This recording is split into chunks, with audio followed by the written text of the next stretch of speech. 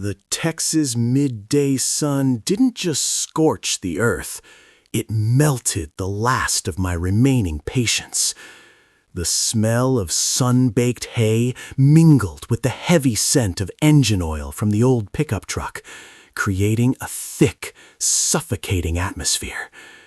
I stood at the edge of the wooden porch, watching the black SUVs from the bank slowly pull into the dusty driveway of the Miller Ranch. The roar of the car engines in the silent space sounded dry and threatening.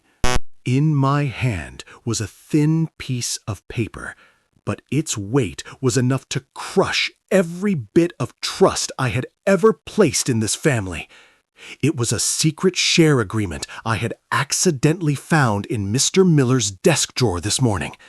The words, "Transfer 100% ownership to Bo Miller," appeared crystal clear under the bright sunlight.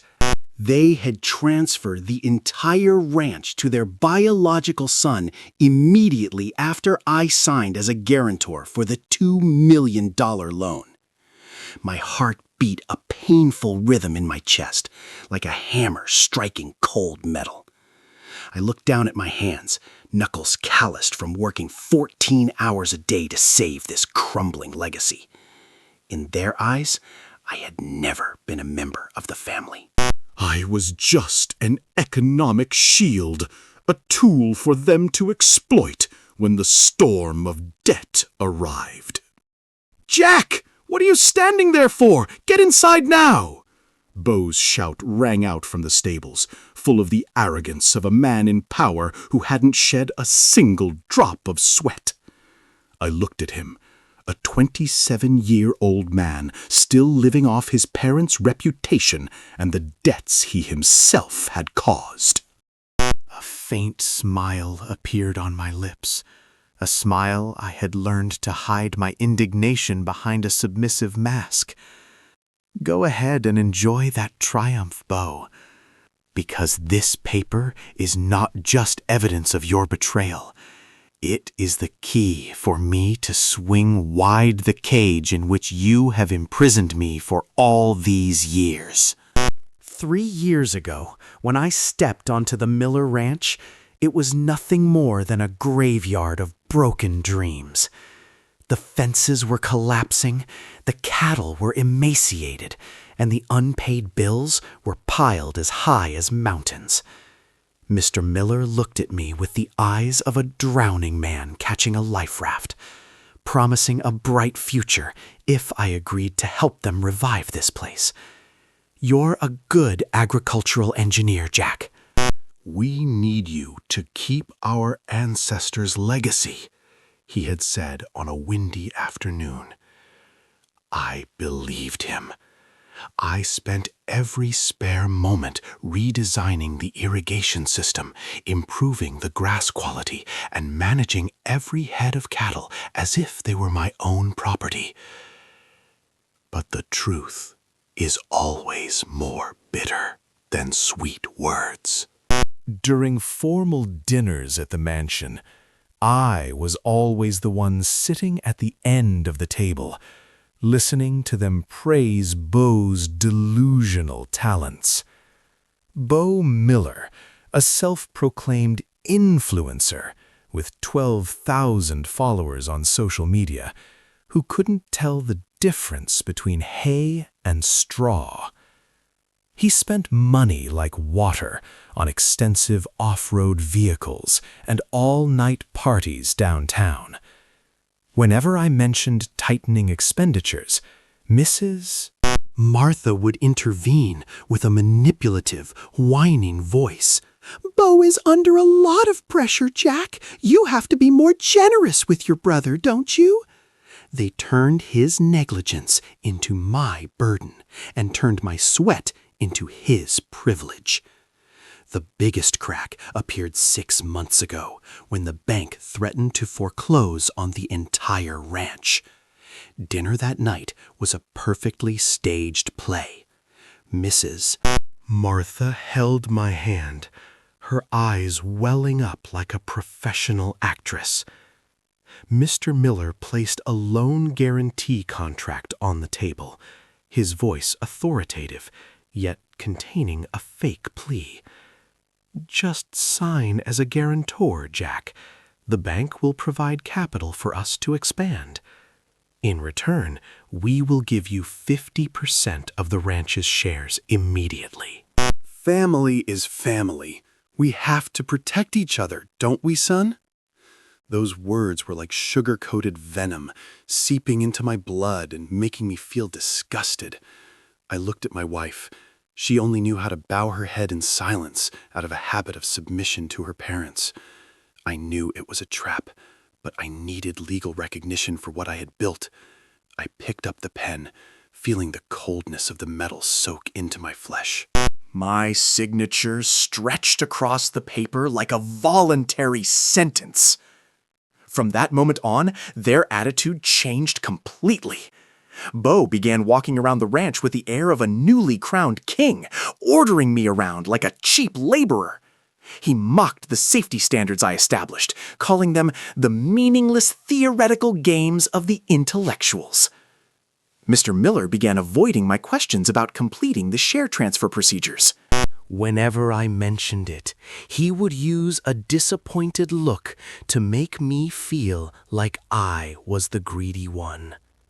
They thought they had won. They thought I was a fool who would continue to plow to pay off their extravagance. But they forgot one important thing. I am an engineer, and I always read the fine print at the bottom of the page. In that guarantee contract, there was an operational safety clause they had completely ignored. A clause that granted the guarantor the right to take over and liquidate the assets if the borrower seriously violated safety standards. The Texas sun was still scorching, but in my heart, a cold blizzard was beginning to form. My loyalty died along with that secret transfer paper to Bo Miller.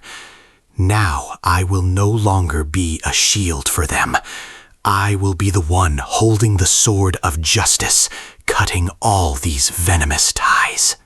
Every move Bo made, every mistake Mr. Miller committed was meticulously recorded by me. This ranch will not belong to that lazy influencer. It will be the price they pay for their betrayal. The following month passed in a fake stillness, like a calm lake before a massive storm hits. I started my day at 4 in the morning, when the fog still covered the dry fields like a gray shroud. The smell of damp earth mingled with the pungent odor of livestock manure made me more alert than any cup of coffee. While the Millers were still lost in dreams of hollow wealth, I sat in the stable with a tablet hidden under a layer of straw. I connected with Adeline, my old lawyer friend, through an encrypted communication channel. "Jack, that clause is real," Adeline's voice whispered through the earpiece, sharp and cold as a sentence. "If the borrower violates operational safety standards, causing risk to the collateral, the guarantor has the right to unilaterally take over to preserve liquidation value. This is your only life raft, but you must have undeniable evidence." I turned off the device, feeling a surge of electricity run down my spine. From that moment on, I was no longer an agricultural engineer trying to save the ranch. I became an anonymous photographer, silently documenting every misstep of the self-satisfied monster. Bo, in the ultimate arrogance of a man holding 100% of the shares on paper, had completely let himself go. He started bringing expensive whiskey bottles to the stables every afternoon. The pungent smell of alcohol wafted from the tractor cabin as he attempted to drive it over dangerous slopes. I stood at a distance, holding my phone to record the scene of the giant tractor almost crashing into the main grain silo. "Jack, don't stand there prying like a fussy accountant," Bo shouted, his voice already slurring from the alcohol. "This ranch is mine, and I can run it however I want." I just silently bowed my head, picked up a pair of pliers, and walked away without saying a word. I had learned from years of being humiliated that silence is sometimes the sharpest weapon. It was easier than arguing with those who already considered your existence a favor. A week later, true disaster began to strike due to his negligence. A herd of 15 cows became infected with foot and mouth disease because Bo forgot to check the routine vaccination schedule. Instead of reporting and quarantining, he ordered the workers to keep it quiet so not to affect the ranch's perfect image on social media. I watched the poor animals foaming at the mouth, their breathing ragged and painful in the enclosed pens. The smell of death began to spread, sour and heavy. I recorded everything, the torn veterinary bills, the moans of the cattle, and Bo's order to suppress the truth. Mr. Miller and Mrs. Martha continued to play the role of noble owners. They organized outdoor tea parties, flaunting a fake glamour with the money I was guaranteeing. "Jack, dear, you must understand that we are investing in Bo's future," Mrs. Martha said, dabbing her handkerchief at her eyes. "The boy has vision. He will take this ranch to new heights on social media.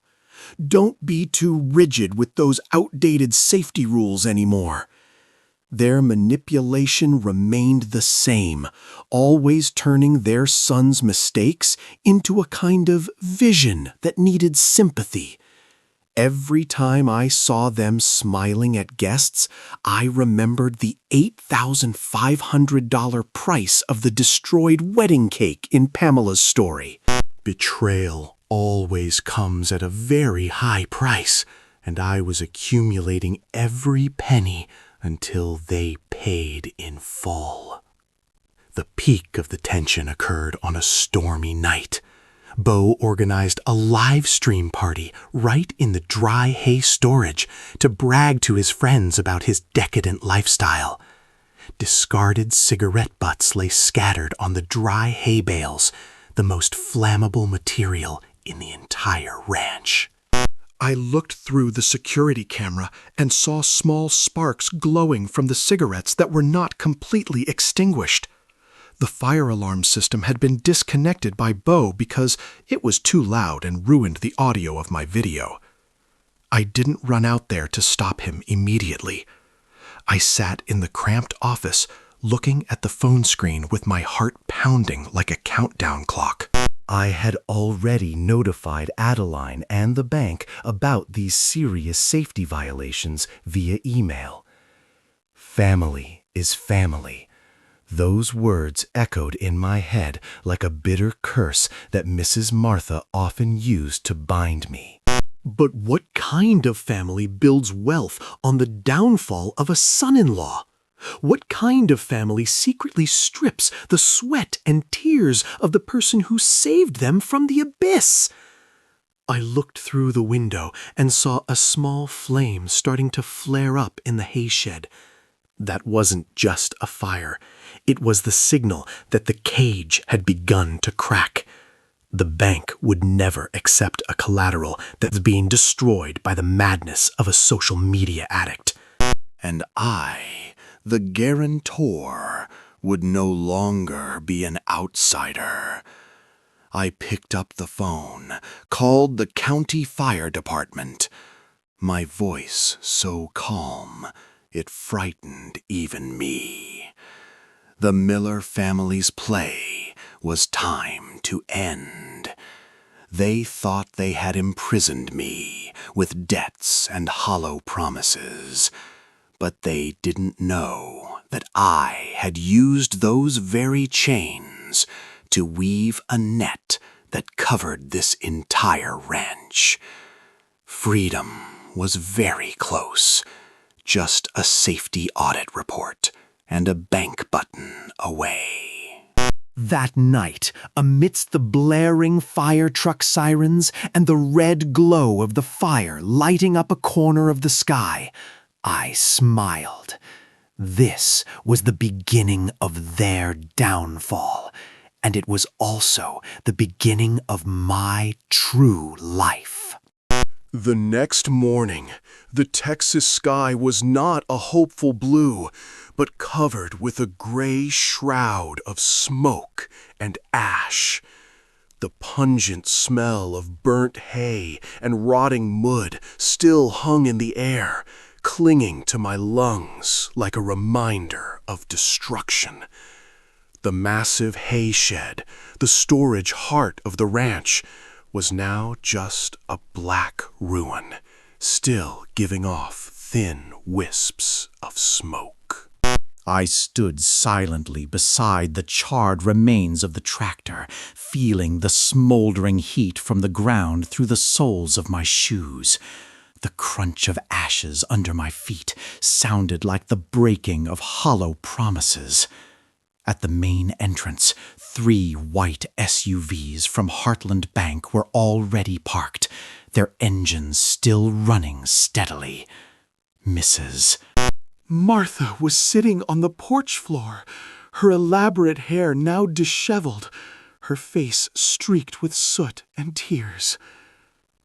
Mr. Miller stood beside the bank representatives, his thin shoulders slumped under the weight of the bitter truth. The ranch was insolvent. "Jack, there you are!" Mrs. Martha saw me and screamed, the sound tearing through the morning silence. She rushed toward me, gripping my arm with trembling hands, her expensive perfume now reeking of smoke. "You have to save us, Jack. The bank says your guarantee is the last life raft. Just sign the mortgage for your own house in town. We'll have more time to rebuild the shed." I looked at her, looking at the selfishness wrapped in the family layer she had used to control me for 3 years. It felt like watching Sutton pretend to faint amidst the crumbs of the red velvet cake. "Why should I do that, Mother?" I asked, my voice so calm it even surprised me. Mr. Miller stepped forward, his voice no longer authoritative but hoarse with despair. "Jack, family is family, son. We promised to share the equity. Half of this ranch is yours." A cold smile appeared on my lips, sharp as a surgical blade. I pulled out the secret transfer paper I had found from my jacket pocket. The paper crumpled at the corners. "Are you talking about the 50% share that you secretly transferred entirely to Bo 6 months ago?"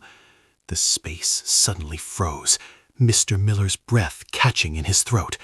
Mrs. Martha turned pale, her lips trembling, but unable to utter a single word of excuse. Did you think I was a fool? Someone who would just work my back off to feed your son's extravagance? Right then, Bo stepped out from the ruins of the hayshed, his face both aggressive and fearful. "What that you know? I am the true owner of this place. You're just an unpaid guarantor." He lunged toward me, but the bank representatives and the county sheriff quickly stepped in to stop him. I looked at Bo, the man who had personally burned his own legacy with arrogance and reckless cigarettes. "Yes, I am the guarantor," I said, turning to look directly at the bank representative holding the foreclosure file. "And as the guarantor, I request the activation of the Emergency Asset Takeover Clause under Section 14.B of the contract." I opened the folder I was carrying, which contained all the evidence I had silently gathered. The photos of Bo drinking while operating machinery.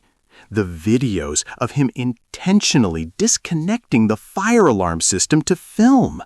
The veterinary reports of the cattle herd infected due to negligence in vaccination. The borrower has seriously violated safety and operational standards, causing direct risk to the collateral, I declared, my voice booming like a final judgment. Last night's shed fire was the final straw, proving the Miller family's lack of management capacity. The bank representative checked the documents, his face becoming stern as he compared them with the legal regulations. "Jack is right," the representative spoke up, his dry voice echoing across the ranch. "Based on these technical terms and evidence of safety violations, the bank accepts the guarantor's right to take over to preserve the liquidation value." Mrs. Martha let out a horrific scream, a piercing sound like brakes screeching on the road. "No, you can't do that! This is our home! Jack, you cold-blooded man!" She lunged at me, but Emily, my wife, stepped out to stand in front of her mother. "Enough, mother," Emily said, her eyes red but determined. "Jack saved this place once, and our family repaid him with lies. Now everything must end." My feeling at this moment was like Sterling's when he coldly diagnosed the truth for Sutton on stage. This wasn't blind revenge. This was the excision of a toxic tumor to save survival. I looked at Mr. Miller, the man who had spent his life building a facade on debts and blind favoritism. "I will liquidate this ranch to the Agrigro Group," I announced, each word like a hammer driving into the coffin of their reputation. "The proceeds will be used to settle the entire $2 million debt currently in my name. The remaining surplus, according to the takeover laws, will be retained to compensate for my damages to reputation and my labor over the past 3 years. Bo screamed, hurling foul insults, but he was handcuffed by the sheriff for arson through negligence and obstructing an officer. Watching her son being taken away, Mrs. Martha collapsed into the ashes, her expensive silk dress now stained black with the color of failure. The Miller family, those who once considered this ranch their private kingdom to exploit me, were now facing total collapse. All manipulation, all family is family lies had vanished along with last night's black smoke. I felt a surge of electricity run down my spine, not out of fear, but out of absolute liberation. The Texas sun continued to rise, shining on the ruins, but this time I no longer felt the heat. I felt light, because I knew that from this moment on, I was no longer a slave to their debts or hollow promises. The climax was over, and I was the last one standing on this land. The late afternoon sun stretched across the barren Texas fields, turning the remains of the Miller Ranch into strange, lonely shadows. I stood watching from the porch, seeing the Agrigro trucks beginning to place seals on the farm buildings. The smell of smoke still lingered somewhere in the air, but it no longer made me feel suffocated, like those nights awake with debt. The contract to transfer the entire ranch had officially taken legal effect following the bank representative's approval. The entire $2 million debt in my name had been wiped clean, vanishing completely like a ghost driven away by sunlight. The surplus funds flowing into my personal account were a massive sum, the reward for 3 years of working myself to death for an ungrateful family. I saw Mrs. Martha trembling as she stood beside a pile of expensive handbags and flashy jewelry she had tried to scramble for before being evicted. Her face aged 10 years in just one night. Her makeup now smeared with sweat and desperate tears.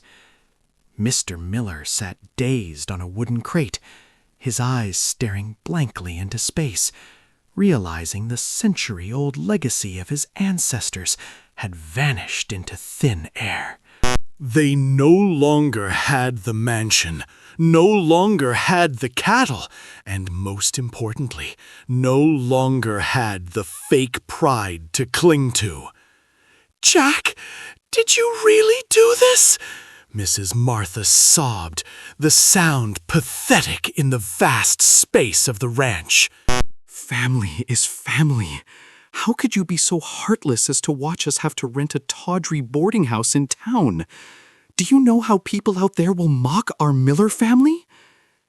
I looked at her, feeling a strange sense of relief, as if a 1,000-pound chain had just been removed from my throat. You used the words family to chain me for 3 years, Mrs. Martha, I said, my voice calm like a winter stream. But family doesn't secretly transfer assets behind the back of the person guaranteeing their debts. Family also doesn't let a destructive person like Bo burn everything down just to protect a hollow social media reputation. My heartlessness is just a mirror reflecting your own betrayal. I walked toward my pickup truck, which contained the items that truly belonged to me. My engineer's tools, my irrigation system maps, and my mended self-respect. The sound of my shoes hitting the dry ground sounded firm and decisive, like a full stop to this chapter of life. Bo will face punishment in a detention center, where there is no one to serve him and no one to blame for his failures. My wife, Emily, watched her parents from a distance and then slowly walked toward me, her eyes having chosen the truth instead of sugar-coated lies. I opened the car door. The smell of new leather and the smell of freedom began to fill the cabin, dispelling the pungent smell of ashes. My phone vibrated with a short pulse, a message from the bank confirming the final liquidation transaction had ended perfectly.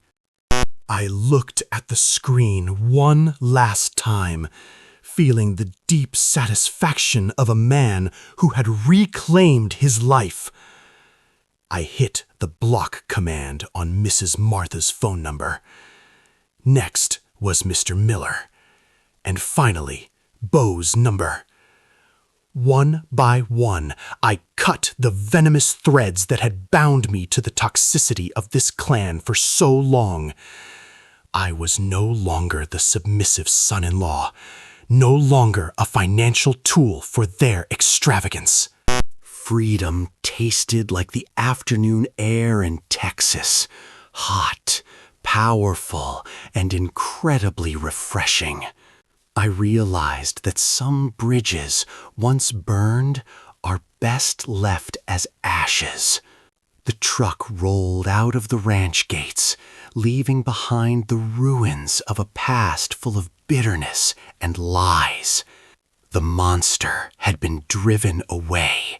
The cage was wide open, and I was finally completely free.